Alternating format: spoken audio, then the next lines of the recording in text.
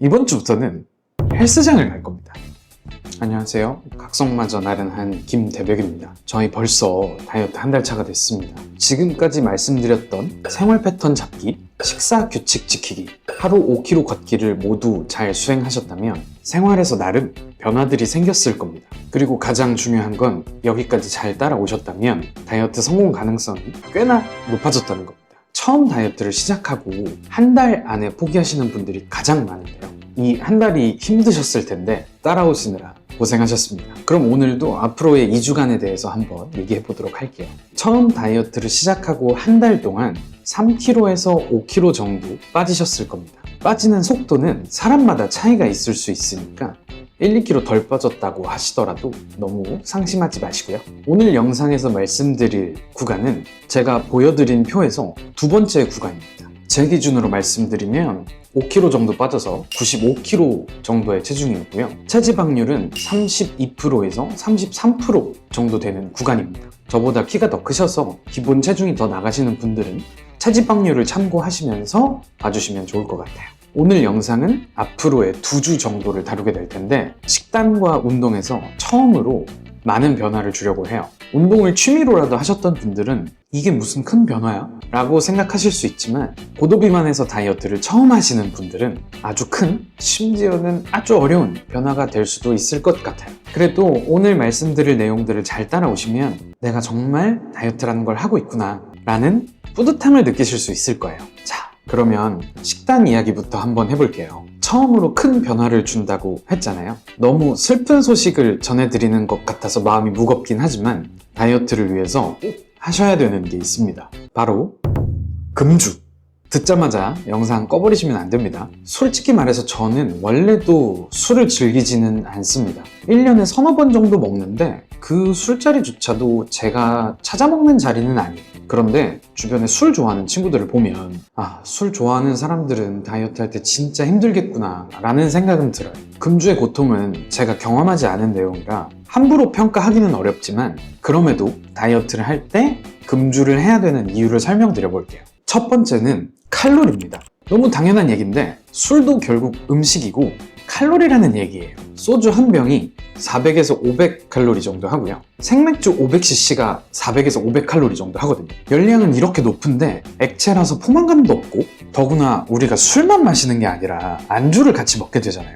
그러면 칼로리는 정말 어마무시하게 올라갑니다. 제가 러닝을 하면서 놀란 게 있는데 기껏 10km 달려봐야 칼로리는 800칼로리 정도밖에 못 쓰더라고요. 1시간 죽어라 뛰어봐야 생맥주 2잔 빼는 거예요. 그런데 여기서 안주까지 계산한다? 그러면 먹고 운동으로 뺀다는 건 현실적으로 쉽지 않아요. 결국 먹는 양 자체를 줄이는 게 가장 효과적입니다. 두 번째는 생활 패턴의 문제입니다. 제가 술을 안 먹는 가장 큰 이유인데요. 저는 숙취가 되게 심하더라고요. 그러면 자연스럽게 생활 패턴을 무너뜨리기가 쉽습니다. 술 먹은 다음 날은 하루 종일 피곤하잖아요. 그러면 식단이든 운동이든 하루 이틀씩 미루게 되고 결국에는 포기하게 되는 경우를 자주 경험하더라고요.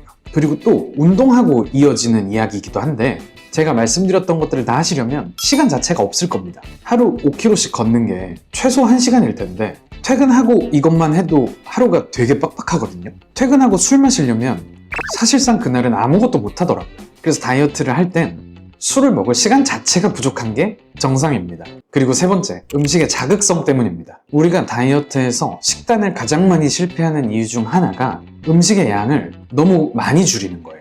이러면 몸이 적응을 못해서 허기를 견딜 수가 없어요. 그러다 보면 폭식으로 이어집니다. 그리고 또 다른 이유가 하나 더 있는데 우리가 흔히 다이어트라고 말하는 음식들은 자극적인 음식이 없단 말이죠. 물론 허기는 포만감의 문제여서 깨끗한 음식으로 허기를 달래줄 수는 있지만 혀에서 자극적인 음식이 계속 땡길 거예요. 그러다 보면 배달 음식을 시키게 되고 폭식으로 이어지는 경우가 많습니다. 앞으로 다이어트를 하다 보면 살이 빨리 빠지는 가속 구간을 만나게 되는데 이때 혀가 아직도 자극적인 음식들에 길들여져 있으면 식단을 하기가 너무 힘들어요. 근데 대부분 안주들이 되게 자극적인 음식들이잖아요. 그래서 이것들을 미리 끊어놓지 않으면 가속 구간의 효율성을 뽑아내기가 힘듭니다. 가속 구간의 효율성을 위해서라도 술은 꼭 끊으셔야 됩니다. 자, 이제 운동 이야기를 해보려고 해요. 그동안은 매일 5km 걷기를 통해서 운동하는 습관을 들이는 단계였다면 이제는 잘 만든 습관을 활용해서 운동을 시작할 거예요.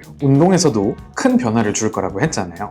이번 주부터는 헬스장을 갈 겁니다. 헬스장을 한 번도 안 다녀본 입장에서는 시작부터 많은 난관들을 마주하게 됩니다. 처음 등록하려고 하면 PT를 끊어야 하나? 등록은 어디를 해야 하지? 라는 생각이 드실 거예요. 저는 PT를 한 번도 받지 않고 살을 뺐기 때문에 굳이 PT를 권하고 싶지는 않아요. 그리고 헬스장은 집 가까운 게 최고입니다. 집에서 가장 가까운 헬스장이 막 프리미엄 헬스장이라서 가격이 너무 비싼 게 아니라면 가장 가까운 데를 골라주시면 되고요. 혹시 집 근처 두 헬스장이 시설도 가격도 비슷해서 고민하고 계시다면 운영 시간과 휴일을 비교해 보시기 바랍니다. 운영 시간이 길수록 좋고요. 24시간이면 더더욱 좋습니다. 그리고 휴일이 적은 게 가장 좋습니다. 운동 시간은 루틴화 하겠지만 그래도 선택의 폭이 넓어질 수 있으니까요. 이 부분들을 한번 비교해 보시면 좋을 것 같습니다. 이렇게 헬스장을 선택했다고 해도 새로운 난관들이 또 등장하는데요. 헬스장에 처음 가서 뭘 해야 될지 모르는 상황에 놓이는 거예요. 그럼 괜히 눈치 보이고 뻘쭘하게 돌아다니다가 러닝머신만 타고 돌아오는 경우들이 많거든요. 저도 헬스장에 처음 갔을 때는 뭘 해야 되는지도 모르겠고 용기 내서 기구를 하나 하더라도 내 자세가 이상해서 남들이 이상하게 쳐다보지 않을까? 라는 생각 때문에 괜히 눈치 보이고 위축되더라고요. 근데 여러분 오늘 1시간 걷기 하시면서 만났던 사람들 다 기억하시나요? 거의 기억 안 나시죠? 남들은 생각보다 나를 신경 쓰지 않습니다. 헬스장에서 가장 멋있는 사람은 매일 오는 사람이니까요. 자신감을 갖고 도전해 보시기를 바랍니다. 저는 지금 생각해보면 헬스장을 다닌 지 한 달 정도 됐을 때 나름 루틴들이 생기기 시작했던 것 같아요. 저는 혼자 시행착오를 겪기는 했지만 여러분들의 시간을 아껴드리기 위해서 저는 어떤 루틴으로 운동을 했었는지 말씀드려볼까 합니다. 운동은 스트레칭, 웜업, 웨이트, 유산소 순으로 했습니다. 되게 많은 분들이 간과하시는 게 스트레칭인데 꼭 해주셔야 됩니다. 저희가 그동안은 5km 걷기만 했었잖아요. 이제 웨이트를 시작하면 걷기에서 사용하지 않았던 관절과 근육들을 써야 하는데 현재 몸 상태가 그 운동을 감당할 만큼 충분히 활성화되어 있지 않을 거예요. 그래서 스트레칭을 꼭 해주셔야 됩니다. 솔직히 저는 혼자 막 스트레칭을 시작하려고 하면 저런 사람이 뭘 얼마나 거창하게 한다고 스트레칭을 저렇게까지 해? 라고 생각할 것 같아서 괜히 혼자 걱정하고 눈치를 봤었는데요. 제가 운동이 익숙해지고 나서 생각해보니까 남이 스트레칭을 하는지 관심도 없더라고요. 그러니까 다들 남 눈치 보지 마시고 꼭 스트레칭 해주시길 바랍니다. 그럼 스트레칭은 뭘 해야 돼요? 라고 생각하실 수 있는데 저도 처음 시작할 때는 어떻게 해야 되는지 몰라서 무작정 보고 따라했던 유튜브 영상이 있거든요. 하단에 링크 걸어둘 테니까 여러분들도 한번 따라해 보시고 더 필요한 부분이 있다면 본인이 하나씩 추가해 나가시면 될 것 같습니다. 스트레칭이 끝났다면 워밍업을 할 건데요. 워밍업은 실내 사이클을 타줄 겁니다. 속도나 강도는 10분에서 15분 정도를 탔을 때 이마에 땀이 송골송골 맺히는 정도로 타주시면 됩니다. 영상을 찍는 시점이 12월인데 요즘같이 추운 시기에는 워밍업이 되게 중요하니까 꼭 해주시기 바랍니다. 스트레칭과 웜업을 마치셨다면 이제 정말 웨이트라는 걸 시작해야 되는데요. 헬스장이 처음이기 때문에 기구들하고 친해져야 됩니다. 제가 오늘은 처음 시작하는 상체, 하체 운동을 알려드릴 건데요. 처음엔 분할이다 뭐다 이런 거 없이 하루에 모두 다 하시기를 추천드릴게요. 그런데 근육통이 너무 심해서 도저히 못하겠다면 상체, 하체를 나눠서 격일로 해주시는 것도 괜찮아요. 지금 이 시기는 기구들의 사용법을 익히는 단계고 이렇게 익힌 것들을 나중에 응용하기 위한 준비 단계니까 조급한 마음을 버리셨으면 좋겠습니다. 앞으로 2주를 하고 나면 어깨, 광배, 복근 등등 계속해서 운동을 추가해 나가게 될 겁니다. 그럼 상체 운동부터 이야기해 볼게요. 첫 번째, 체스트 프레스입니다. 헬스장에 가면 이렇게 생긴 기구가 있을 텐데 앞으로 밀면서 가슴 운동을 해주는 기구입니다. 수직 운동인 벤치프레스를 수평 운동으로 바꿔주는 기구입니다. 모든 가슴 운동의 가장 기초가 되는 동작이니까 이렇게 움직였을 때 가슴에 자극이 오는구나 라는 걸 생각하시면서 해보시면 좋을 것 같아요. 두 번째는 팩덱 플라이입니다. 또 이렇게 생긴 기구가 있을 건데요. 앉는 방향에 따라서 등 운동을 할 수도 있지만 앞으로 팔을 모으면서 해주는 가슴 운동입니다. 나중에는 케이블을 사용할 수도 있고 덤벨을 사용할 수도 있지만 우선은 기구로 운동 방법을 먼저 익혀주시기 바랍니다. 세 번째는 랩풀다운입니다. 미디어에서 한 번쯤은 보셨을 거예요. 위에서 아래로 바를 당기면서 등을 자극해주는 운동입니다. 이 운동도 앞으로 등 운동을 하는 기초 자세가 될 테니까 잘 익혀주시면 좋을 것 같아요. 마지막으로 롱풀인데요. 앞에 있는 케이블을 배꼽 쪽으로 당겨주면서 진행하는 등 운동 기구입니다. 이 운동도 나중에는 덤벨로 응용 동작이 많아지니까 처음에 잘 익혀두시면 좋을 것 같아요. 이 운동이 되게 쉬운 것 같으면서도 생각보다 디테일이 많은 운동이었거든요. 내가 움직이면서 단순히 개수를 채운다는 생각보다는 자극이 잘 오고 있는지 느껴보시면서 하시면 좋을 것 같아요. 그럼 무게는 어떻게 해야 해요? 라는 생각이 드실 겁니다. 이 기구들 대부분 5kg 단위로 되어 있을 거거든요. 여성의 경우는 제일 기본 무게인 5kg로 시작해 주시고요. 남성의 경우는 두 번째 무게인 10kg부터 시작을 해볼게요. 한 세트에 12개를 기본으로 하고 세트마다 5kg를 늘려서 총 4세트를 해주시면 됩니다. 혹시나 마지막 세트에 2-3개를 채우기가 어렵다면 무게를 줄이지 마시고 개수보다는 내가 할 수 있는 최대치까지 해주시면 되고요. 아예 마지막 세트의 절반도 못하겠다 라고 생각하시면 세 번째 세트와 같은 무게로 한 세트를 더 해주시면 됩니다. 상체 운동은 이렇게 4가지를 먼저 익혀주시고요. 앞으로 차츰 종류를 늘려나가도록 할게요. 그럼 이제는 하체 운동을 해야 되는데 첫 번째로 힙 어브덕션입니다. 이 운동기구는 안에 있는 패드를 안쪽 바깥쪽 돌려서 엉덩이와 허벅지 두 군데 자극을 줄 수 있는 기구입니다. 고관절의 가동 범위를 늘려주는 운동이라서 요즘에는 동적 스트레칭이라는 운동 개념으로 아예 스트레칭으로 활용하기도 하니까 하체 운동을 할 때 첫 번째로 해주시면 좋을 것 같습니다. 두 번째는 레그 익스텐션입니다. 다리로 무게를 들면서 허벅지를 자극하는 기구인데요. 제가 가장 힘들어하는 운동이기도 합니다. 막 허벅지가 타들어가는 느낌이 들어요. 그래도 허벅지를 가장 잘 자극해줄 수 있는 운동 중에 하나이니까 잘 익혀두시기를 바랍니다. 세 번째는 레그컬인데요. 이 레그컬이라는 기구는 다리를 접으면서 허벅지 뒷면, 그러니까 햄스트링을 자극하는 기구예요. 이건 헬스장에 따라서 엎드려서 하는 기구도 있고 앉아서 하는 기구도 있거든요. 제 기준에선 이 레그컬이 다른 것들에 비해 초보자가 배우기 조금은 어려운 운동이었어요. 제가 처음 갔던 헬스장은 엎드려서 하는 기구였는데 햄스트링을 제대로 쓸 줄 몰라서 저는 허리로 통증이 왔었거든요. 그러니까 혹시나 여러분들 중에도 저처럼 허리로 힘을 주고 계시다면 트레이너 선생님께 물어보시기 바랍니다. 마지막으로 레그프레스입니다. 이건 말 그대로 다리로 무게를 밀어서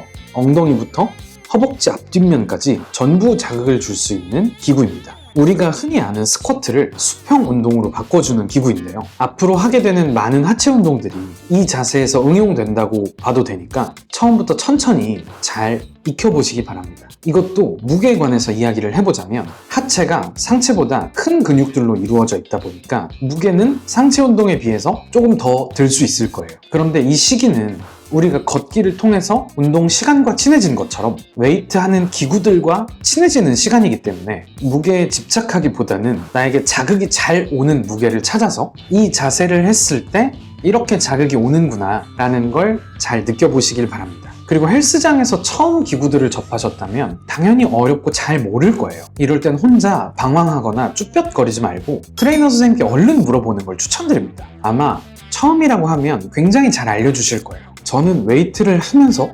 지금까지도 물음표의 연속이거든요. 구체적인 운동 방식에 대해서는 내가 직접 해보지 않으면 모르는 부분이기 때문에 그 과정에서 혹시나 여러 가지 질문들이 생긴다면 댓글로 달아주세요. 제가 경험한 것 안에서는 성실하게 답변 드려볼게요.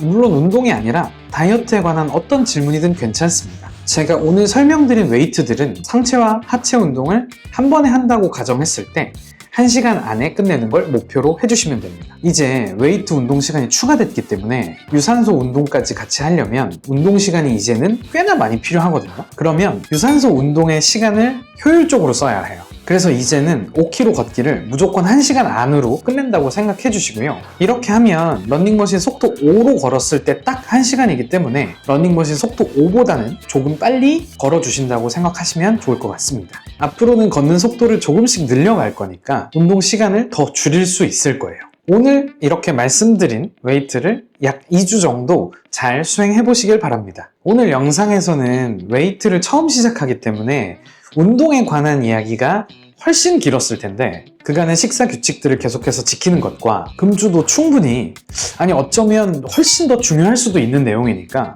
꼭 지켜주시기 바랍니다. 음식은 여전히 강한 식단을 준비하는 단계입니다. 이 식사 규칙들을 지키지 못하면 아무리 운동을 하더라도 실패로 이어질 수 있기 때문에 식단이 정말 중요하다는 말씀을 드립니다. 자, 이번 영상을 정리해보면 우리가 처음 걷기를 통해서 운동하고 친해진 것처럼 다양하거나 높은 강도의 운동을 수행하는 것이 아니라 기구들과 친해지는 시간이고 저강도 운동을 반복해서 운동의 기초를 쌓아가는 시간이라고 봐주시면 될 것 같아요. 처음이라 뻘쭘하고 민망할 수 있는데요. 정말 몸 좋은 분들도 모두 다 시작은 똑같았다는 걸 알아주시면 좋을 것 같아요. 그래서 자신을 믿고 꾸준히 매일 헬스장에 가보시라는 말씀을 드립니다. 앞으로도 구간별로 해야 하는 식단과 운동에 관한 정보를 올려드릴 테니까 영상을 보시고 조금이라도 도움이 되셨다면 좋아요와 구독 부탁드립니다.